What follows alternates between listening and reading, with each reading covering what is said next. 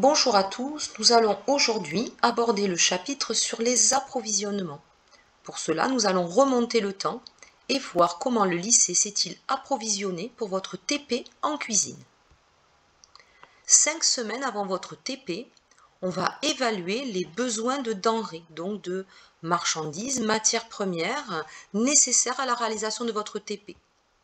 Votre professeur de cuisine va donc remplir manuellement un tableau d'organisation des ateliers de la semaine pour commander les différentes denrées nécessaires pour réaliser votre TP.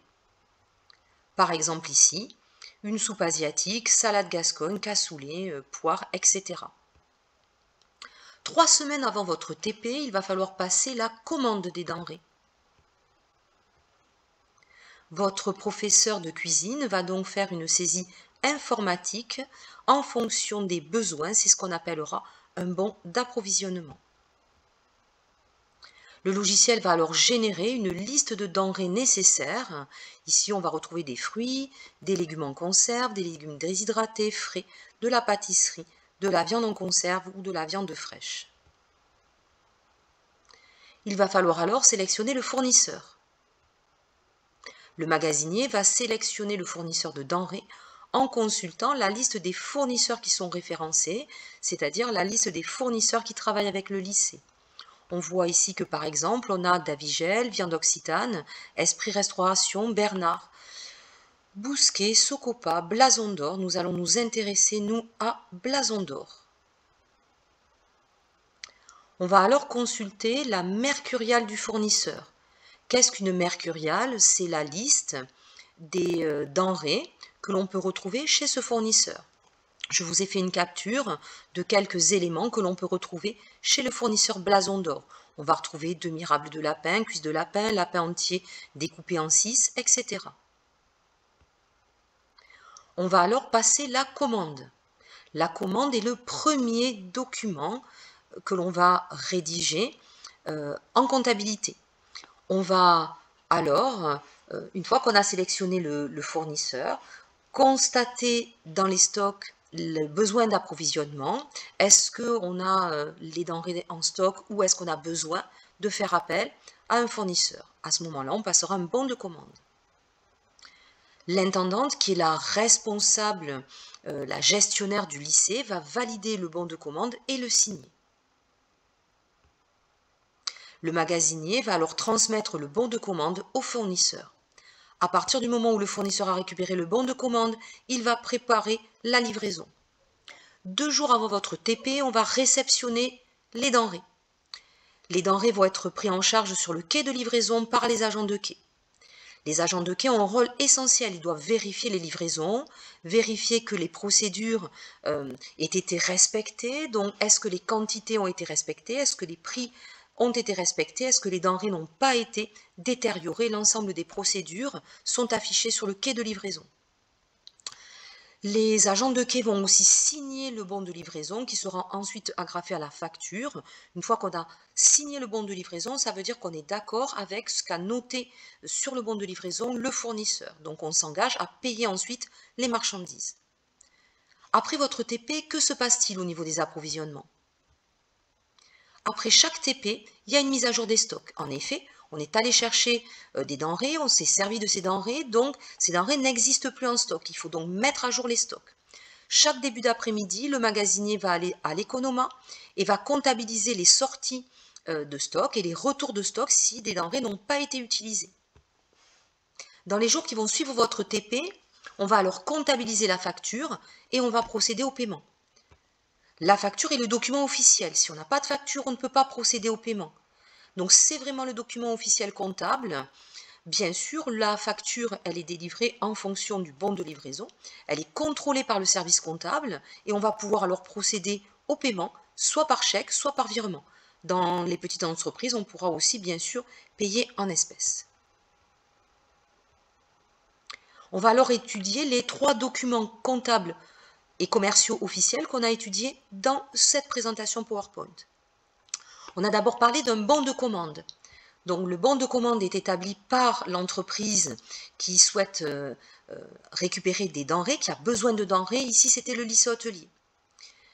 Ce bon de commande est adressé au fournisseur, ici blason d'or. Ce document est signé par le gestionnaire et on retrouve l'ensemble des denrées nécessaires, ici magret de canard, volaille en carcasse et du canard confit, enfin des cuisses de canard confit. Le fournisseur va préparer la commande, va livrer la commande et va nous donner un bon de livraison. Le bon de livraison, il est réalisé par le fournisseur, il est envoyé, adressé donc à l'entreprise, nous ici le lycée hôtelier. Et il récapitule l'ensemble des denrées qui ont été livrées. Dans ce document et dans ce bon de livraison, on va retrouver 24 magrets de canard, 7 carcasses et 33 pièces de cuisses de canard confit. On va tamponner ce bon de livraison pour dire qu'on a reçu les marchandises et on va signer. On va donc officialiser le bon de livraison. Une fois qu'on a signé et tamponné, ça veut dire qu'on est d'accord avec les quantités qui ont été livrées. Le dernier document, et c'est le plus important parce que c'est le seul document officiel, c'est celui qui va nous permettre d'effectuer un paiement. Sans facture, on n'effectuera pas de paiement. C'est donc la facture. Il est établi par le fournisseur, blason d'or. Il est adressé à l'entreprise qui a effectué la commande, ici le lycée hôtelier. On va noter la date à laquelle on a reçu cette facture, donc ici reçu le 4 janvier 2020. Il va récapituler l'ensemble des marchandises, donc les 24 pièces de magret de canard, les 7 carcasses et les 33 cuisses de canard, et on va retrouver le montant TTC, donc ici un montant de plus de 200 €. À partir de là, on va pouvoir effectuer le paiement.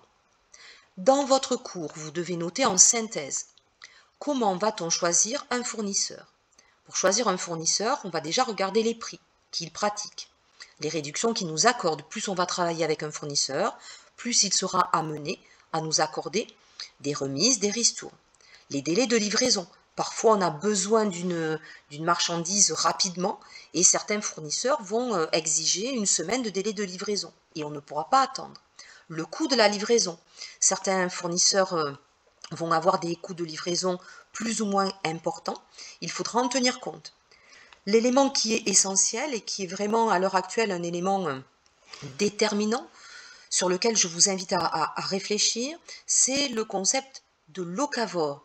Qu'est-ce que le concept de locavore? C'est le fait de travailler avec des producteurs locaux, faire travailler des entreprises de la région, des entreprises qui produisent donc des petits producteurs de fruits, de légumes, de volailles, de viande, limiter les intermédiaires et faire vraiment vivre sa localité. On parle de concept locavore. Les consommateurs, ils sont de plus en plus sensibles. Et bien sûr, on choisira un fournisseur en fonction de la qualité des produits qu'il sera amené à nous proposer.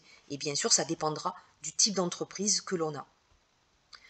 Toujours dans votre synthèse, vous devez noter qu'il existe différents documents commerciaux qui sont établis avec un fournisseur. Il en existe 3.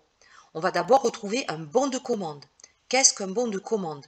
Le bon de commande, il est édité, il est réalisé par l'entreprise qui a besoin de commander des denrées. Dans l'exemple, le lycée hôtelier.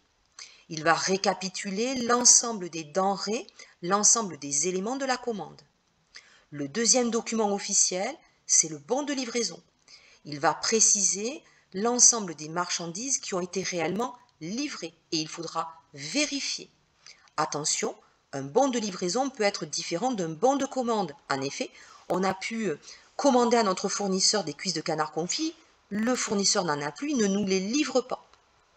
Enfin, le dernier document, et c'est le plus important, sans ce document, on ne pourra pas réaliser le paiement officiel, c'est la facture. La facture, elle est réalisée par le fournisseur, elle va détailler l'ensemble des éléments, donc les denrées, le prix unitaire, le prix TTC et le total à payer par l'entreprise. C'est le document officiel qui va servir de justification au paiement et je rappelle qu'on pourra payer par chèque, par virement ou par espèce. Nous avons terminé sur la synthèse de ce chapitre sur les approvisionnements. Je vous laisse travailler sur les exercices que je vous ai demandé de réaliser et nous les corrigerons la prochaine fois. Je vous souhaite une excellente semaine.